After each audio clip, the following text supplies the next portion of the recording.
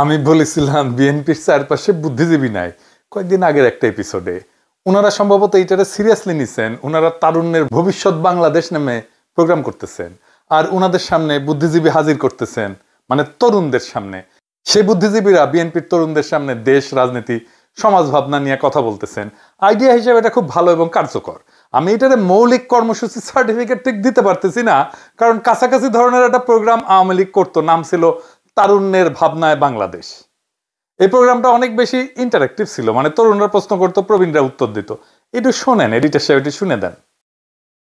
ছাত্র রাজনীতির ভবিষ্যৎটা কি, তরুণদের কতটুকু স্পেস দিতে পারবে বর্তমান ছাত্র রাজনীতি যারা করছেন? ধন্যবাদ। আসলে এটা বাস্তবতা মানতে হবে যে স্বাধীনতার পূর্ববর্তী ছাত্র রাজনীতির যে অ্যাপিল ছিল, স্বাধীনতা পরবর্তী ছাত্র রাজনীতির অ্যাপিল কখনই এক হতে পারে না।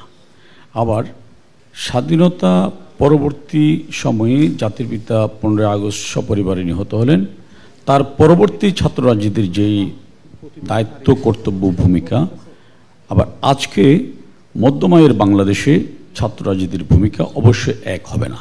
আর এটা দেখেন, বাংলাদেশ টেলিভিশন এখনো রেখে দিছে তাদের এই বালসা